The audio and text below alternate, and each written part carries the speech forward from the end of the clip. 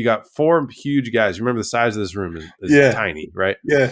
All trying to lay down and like figure out how to roll, and like you got somebody's foot in someone else's face, and just Yeah. the sound effects of like right? I should have recorded it. It was so Would have been freaking great. funny. Welcome to the Golf Fitness Bomb Squad podcast with Chris Finn, a production of P4S Golf.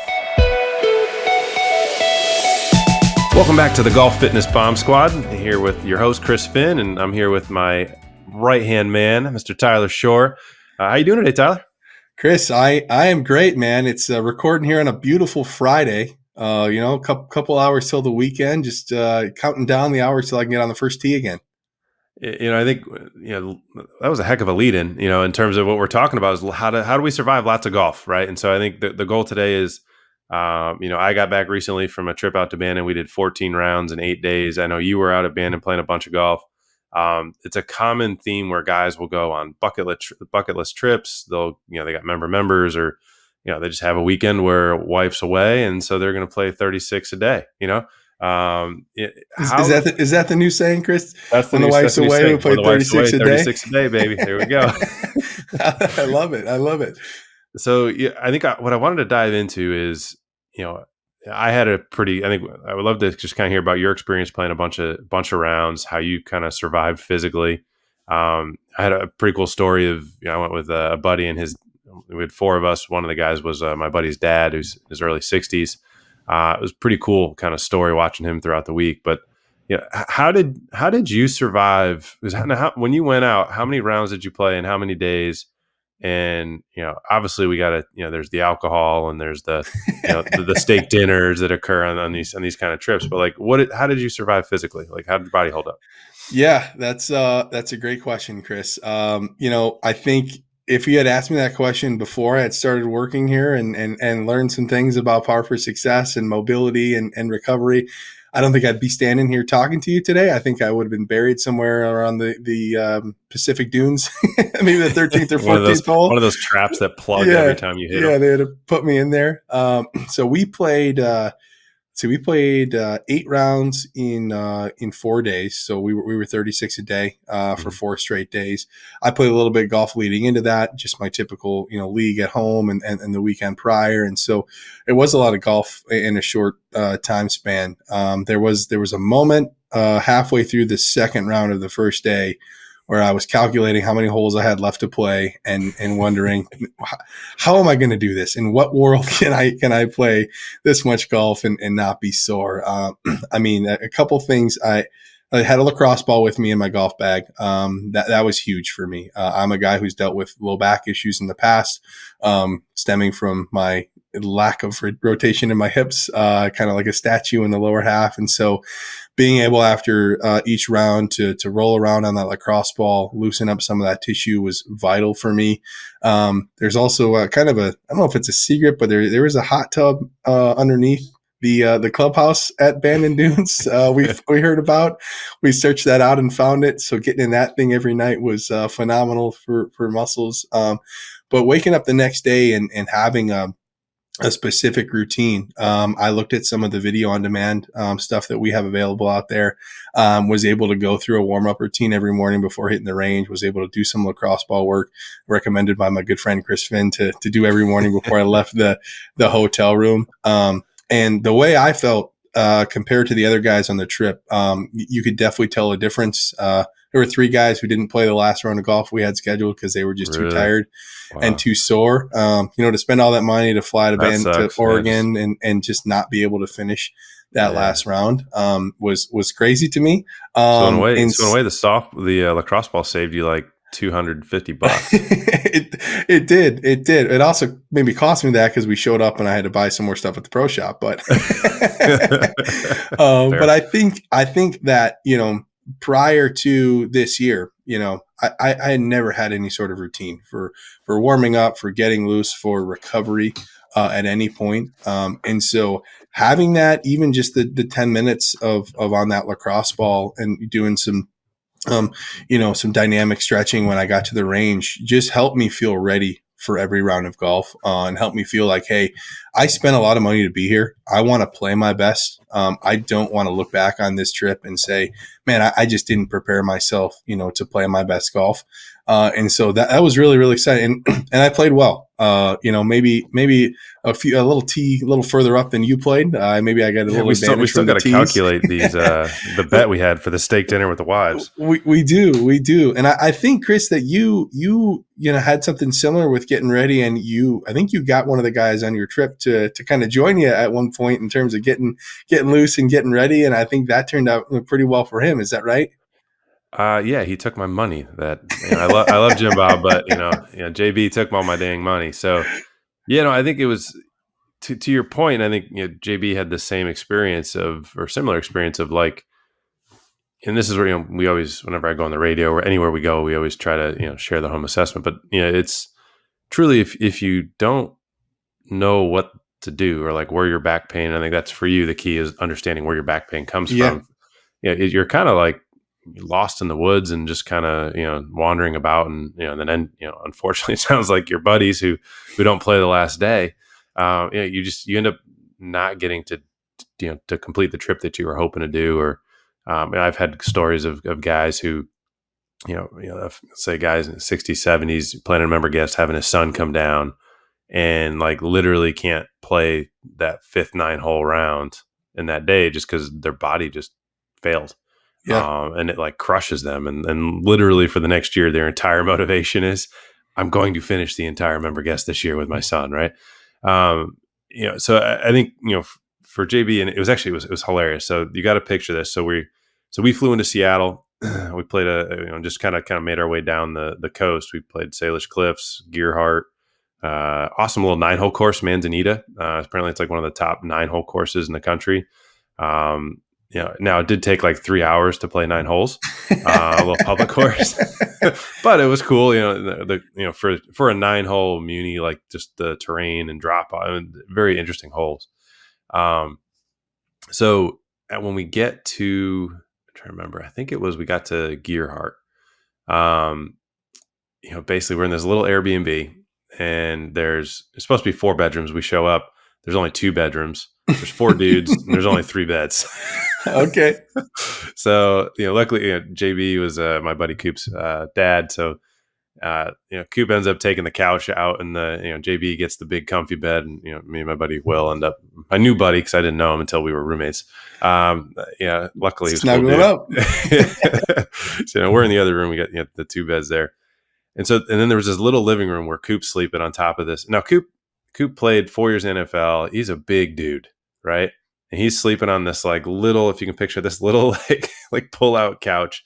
I don't even call couch. Let's call it a love seat. Sofa. All right. Yeah, sofa. And there's this little living room with that in it. And it's, I don't know, maybe 4 to 6 feet from the edge of that to like the wall. Right. Mm-hmm. So it's not a massive room. Like, JB, I think he played QB in the NFL for a little bit. So he's like 6'2". You got myself. So it's not like small humans. Right. And so we have played Salish. I think we played 2 rounds at that point. And I'm out there and I grab, of course, I'm the geek. I show up with, I got 2 yoga blocks, a lacrosse ball. I got the double lacrosse balls. I got the softball. I got the Theracane, right? And, we're sitting there and I'm like rolling and doing, and they're looking at me like, oh, dude, can I try that? I'm like, sure. Yeah, try. And, and JB started the trip. I joke at the beginning of the trip, he was 6'3". By this point, 36 holes in, he's about 5'5", right? He's just not as tall as he once was. And so he's like, growing. He's like, oh, I'm going to make it. I'm like, dude, let me just see. So I check his internal rotation, right? Which we do in the home assessment. So you sit down and you like kick your foot out to the side. Dude, it might've moved 5 degrees. Like it was comical, right? Doesn't move. Now for everyone listening, if you've never done this test, so you're sitting in a chair, kind of, hips, knees, 90-90. And then basically, you just kind of rotate your foot out to the side. I always use it to say, pretend like you got a glass window behind your calf muscles, behind your calves, and you just kind of slide your foot out to the side. So it's like just rotating, your shin out to the side. It should go about 45 degrees. JB didn't make it near 5 degrees, right? And so I'm like, all right, I know exactly where this guy's pain's coming from. So hey, JB, just curious, hey, can you sit on this softball for me? And he sits down, and of course, I got my buddy Will and Cooper just sitting there, and JV gets on the softball, dude, and it's like, like I'm not sure if we have an explicit rating for this, but Yeah, there yeah. were some words that he's from Texas. I didn't know they were swear. Apparently, they're Texan swears. I had no Okay, idea. okay. And he's like, right. So he's on there, and I'm like, just go with it, go with it. And he's like, if you're making that noise, you're on the right spot. Yeah. So he's moving, right. He's sweating, like legit sweat. Now I think we're in Oregon at this point. I mean, it's like 60 degrees. Like it's It's not not hot. hot. It's No. beautiful, right? He is sweating. He looks like he's here in North Carolina in July, 100 degrees plus humidity. Like he had to change his shirt after. It was hilarious, right? And so but he stands up afterwards and he goes, "Holy crap!" He goes, "Oh, dude, my back doesn't feels fine now." He goes, "My Yeah. back hasn't felt this good in like 5 years." He looks at me. He goes, "Can I get that softball?"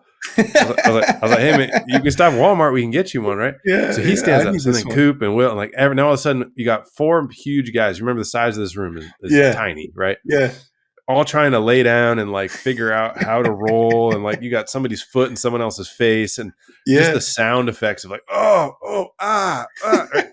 Like, I should have recorded it. It was It so would have been freaking great. funny. But then from that point on, right?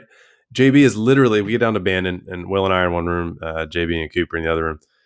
Literally every day, 6:30 a.m. No matter what the tea time. Even we had like a 9:40 tea time. JB's knocking on our dang door at freaking 6:30 in the morning. Hey, give me that softball. Hey.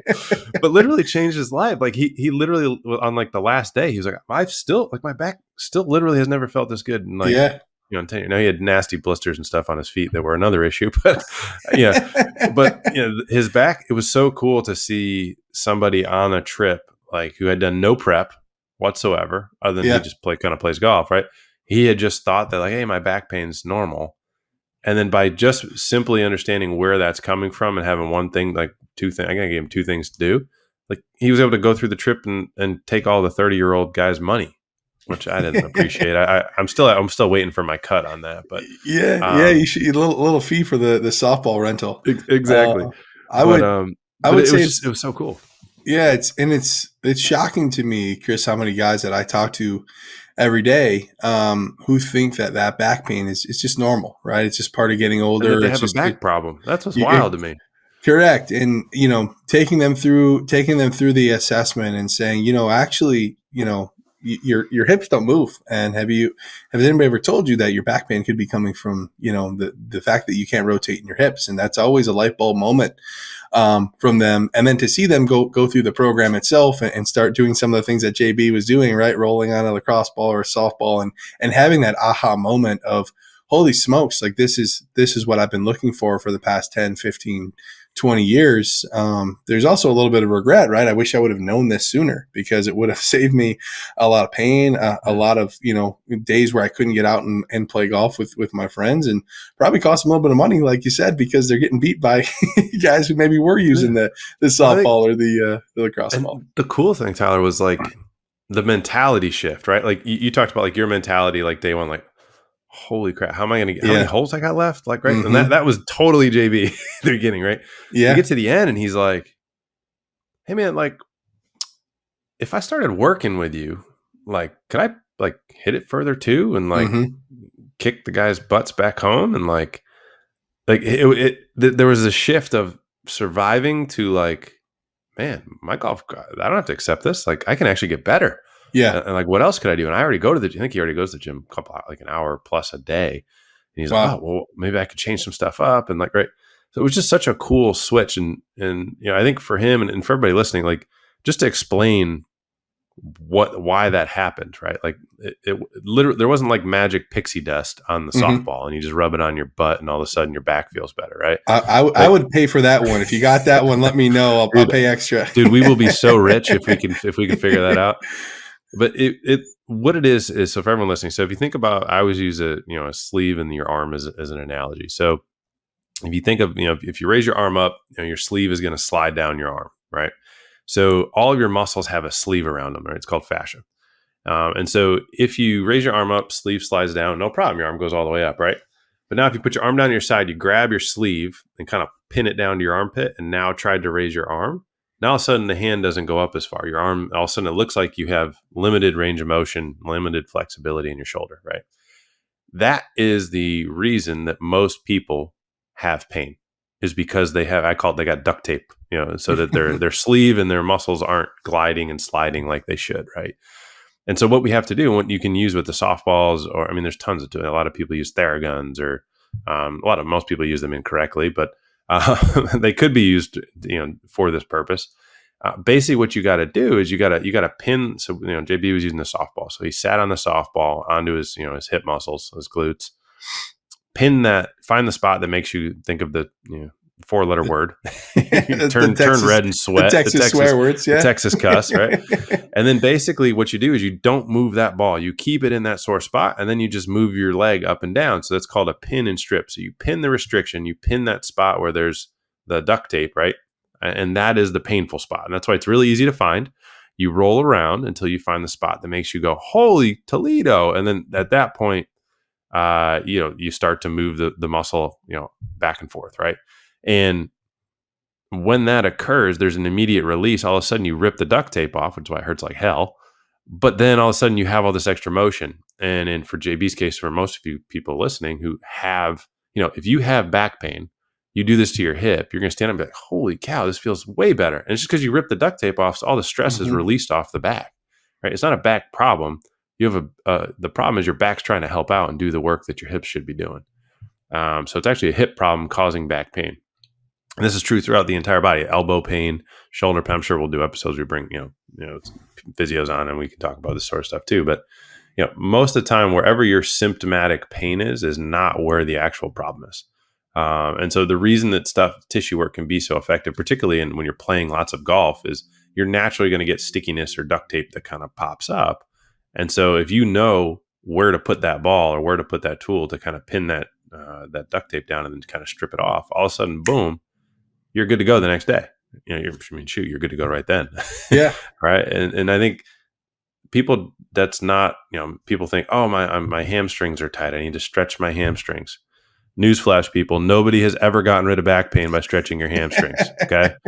Just break that false belief right now. Shatter it. Like it is porcelain. Throw it from a 10-story building. That is absolute BS. Right. The more people have pain because their hamstrings are too flexible. And it's so there's just so many misconceptions here of, when I go on a golf trip, I just got to stretch, right? I just got to, even like if I just go in the hot tub, sure, the hot tub will help. But if you layer that with actual, tissue work, and where the heck to put the dang thing, it is amazing how much more golf you're going to play. It's amazing how much longer you're going to be able to enjoy the game. Yeah. I mean, I would say those 30 to 45 seconds of that pain that you're talking about, right? Of being on that sore spot, of ripping off that duct tape. It is so worth it. I mean, it is so worth the results that you get of that aha moment that you said JB had when he stood up and said, holy smokes, my back feels better than, it has in 5 years. I think the other thing that, a lot of golfers, vanity is a big thing, right? We care about how we look. We care about kind of the, how does our swing look, or what does our warm up look like? And so, I think golfers out there, you can't be afraid to look a little different on the range. You can't be afraid to get down on the range. If you don't have time when you wake up to, hey, take 5 minutes on the range and roll around on a softball, roll around on a lacrosse ball, do some dynamic warm-up stuff, look a little different, because you know what? Those other guys that you're playing with who are doing the same static stretch of their hamstring and arm circles and things like that, they're the guys that are out there shooting 85, and when you get in complaining that their back hurts, and they're not sure how they're going to drive home, right? So doing the Angel, was it Jimenez? Yeah, Miguel Angel Jimenez. Miguel, yeah, he's doing his like arm swings, his little knee circles, his ankle circle. Now, granted, that dude's made a lot of money, but I can't say it was in. I will say it was most likely in spite of his warm up routine. Not thanks to it. I warm up, when I go to the range now, and with my crew at my golf course, a lot of them are older, right? I'm 33 years old. I'm the youngest guy there by 20 years probably in our group that plays. And they all laugh at me when I get my towel out and I put my, get my lacrosse ball and roll on it.